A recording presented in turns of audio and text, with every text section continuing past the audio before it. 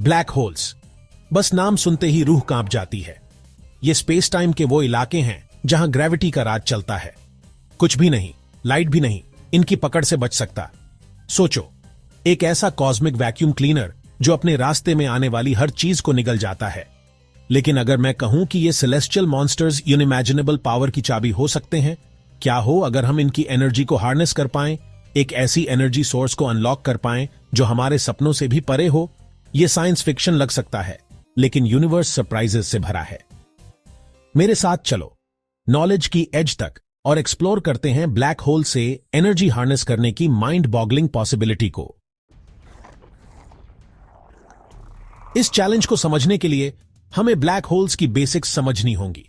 Imagine करो, एक star हमारे सन से कई गुना बड़ा अपनी ही ग्रेविटी के नीचे कोलैप्स हो रहा है।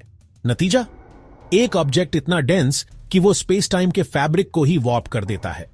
ये वॉर्पिंग एक इतना स्ट्रॉन्ग ग्रेविटेशनल पुल बनाता है कि इवेंट होराइजन यानी पॉइंट ऑफ नो रिटर्न को पार करने के बाद कुछ भी इसकी पकड़ से बच नहीं सकता। एक वाटरफॉल इमेजिन करो, एक बार एज से गिर गए तो वापस ऊपर तैर कर नहीं आ सकते। अब इस इमेंस ग्रेविटी को एक एनर्जी सोर्स की तरह इमेजिन करो। क्या हम इस कॉस्मिक पावर सोर्स को टैप कर सकते हैं? आओ पॉसिबिलिटीज में डुबकी लगाएं। ब्लैक होल से एनर्जी एक्सट्रैक्ट करने का आइडिया अबसर्ड लग सकता है। आखिरकार ब्लैक होल से कुछ भी एस्केप नहीं करता है ना? वेल, पूरी तरह से नहीं। हालांकि मैटर इवेंट होराइजन के अंदर ट्रैप हो जाता है, लेकिन इसके आसपास के रीजन से पोटेंशियली एनर्जी साइफन करने के तरीके हैं। दो main theoretical processes, Penrose process और हॉकिंग रेडिएशन, उम्मीद की एक किरण दिखाते हैं। दोनों इवेंट होराइजन के पास चल रही बिजार फिजिक्स पर डिपेंड करते हैं, जहां एनर्जी और मैटर सचमुच माइंड बेंडिंग तरीकों से बिहेव करते हैं। आओ इन कॉन्सेप्ट्स को अनरैवल करें और देखें कि क्या इनमें ब्लैक होल्स की एनर्जी को अनलॉक करने की है। इमेजिन करो, एक पार्टिकल एक रोटेटिंग ब्लैक होल के पास जा रहा है। जैसे जैसे यह पास आता है, पार्टिकल दो हिस्सों में स्प्लिट हो जाता है। एक ब्लैक होल में गिर जाता है और फिर कभी दिखाई नहीं देता। लेकिन यहां बात इंटरेस्टिंग हो जाती है। दूसरा पार्टिकल पहले से ज्यादा एनर्जी के साथ एस्केप कर सकता है। यह पेनरोज प्रोसेस का एसेंस है। यह ब्लैक होल की रोटेशनल एनर्जी को एक्सप्लॉइट करता है। बेसिकली उसके स्पिन का थोड़ा सा हिस्सा चुरा लेता है। सोचो, अर्थ के रोटेशन का यूज करके सैटेलाइट को ऑर्बिट में लॉन्च करने जैसे बूस्ट देने के लिए। थियोरेटिकली पॉसिबल होने के बावजूद पेनरोज प्रोसेस बहुत कॉम्प्लेक्स है और पिन पॉइंट प्रिसीजन की जरूरत होती है। यह रोलर कोस्टर राइड करते हुए सुई में धागा डालने जैसा है। Section 5, Hawking radiation, a black holes quantum whisper. और भी इंट्रीगिंग है हॉकिंग रेडिएशन का concept, brilliant physicist Stephen Hawking के नाम पर। इस थ्योरी के अनुसार ब्लैक होल्स पूरी तरह से ब्लैक नहीं होते। इवेंट होराइजन के पास क्वांटम इफेक्ट्स की वजह से ये असल में एक फेंट रेडिएशन एमिट करते हैं। इमेजिन करो, स्पेस का वैक्यूम वर्चुअल पार्टिकल पेयर से भरा है जो कॉन्स्टेंटली एग्जिस्टेंस में आते जाते रहते हैं।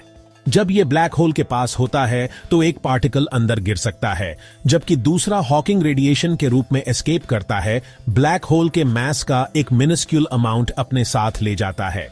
इयॉन्स के दौरान थियोरेटिकली ये प्रोसेस ब्लैक होल को पूरी तरह से इवेपोरेट कर सकता है, लेकिन हॉकिंग रेडिएशन के जरिए रिलीज होने वाली एनर्जी बहुत वीक होती है, जिसकी वजह से ये हमारी करंट टेक्नोलॉजी के हिसाब से इम्प्रैक्टिकल एनर्जी सोर्स है। पेनरोज प्रोसेस और हॉकिंग रेडिएशन टैंटलाइजिंग पॉसिबिलिटीज ऑफर करते हैं, लेकिन ब्लैक होल से एनर्जी हार्नेस करना अभी साइंस फिक्शन के दायरे में ही है। टेक्नोलॉजिकल हर्डल्स बहुत ज्यादा हैं। हमें इन्वॉल्व्ड इमेंस एनर्जीज को कंट्रोल और कंटेन करने का तरीका ढूंढना होगा, और ब्लैक होल तक पहुंचने के चैलेंजेस की बात ही अलग है। इमेजिन करो, हरिकेन के आई में खड़े होकर उसकी एनर्जी एक्सट्रैक्ट करने की कोशिश कर रहे हो। यह उस चैलेंज का स्केल है जिसका हम सामना कर रहे हैं, लेकिन सिर्फ इसलिए कि यह अभी हमारे रीच से बाहर है, इसका मतलब यह नहीं कि हमें ड्रीमिंग बंद कर देनी चाहिए। आखिरकार एटम की पावर को हार्नेस करना भी कभी इम्पॉसिबल माना जाता था। ब्लैक होल्स को समझने की क्वेस्ट हमारे यूनिवर्स के बारे में हमारी इनसेशेबल क्यूरियोसिटी का एक प्रमाण है। हालांकि उनकी एनर्जी को हार्नेस करना एक डिस्टेंट ड्रीम लग सकता है, लेकिन इस नॉलेज की परस्यूट साइंस की बाउंड्रीज को पुश करती है और हमें इम्पॉसिबल इमेजिन करने के लिए इंस्पायर करती है। कौन जानता है यूनिवर्स में और कौन से सीक्रेट्स छुपे हैं। शायद एक दिन हमारी आने वाली जनरेशंस हमारे टाइम को एक न्यू एरा की शुरुआत के रूप में देखेंगी, एक ऐसा एरा जहां ब्लैक होल्स की एनर्जी हमारी सिविलाइजेशन को फ्यूल करेगी। तब तक एक्सप्लोरेशन जारी है। ब्लैक होल्स से एनर्जी हार्नेस करने पर आपके क्या विचार हैं? क्या आपको लगता है कि यह डिस्टेंट फ्यूचर में पॉसिबल है या हमेशा रीच से बाहर रहेगा? नीचे कमेंट्स में अपने थॉट्स शेयर करें और इस वीडियो को लाइक और शेयर करना ना भूलें अपने फेलो स्पेस एंथुसियास्ट्स के साथ। आपका फीडबैक मेरे लिए इनवैल्यूएबल है। मुझे बताएं कि और कौन से माइंड ब्लोइंग कॉस्मिक फिनोमेना आप चाहते हैं कि मैं फ्यूचर वीडियोस में एक्सप्लोर करूं। मेरे चैनल को सब्सक्राइब करें और नोटिफिकेशन बेल दबाएं लेटेस्ट कॉस्मिक एडवेंचर्स के अपडेट्स पाने के लिए।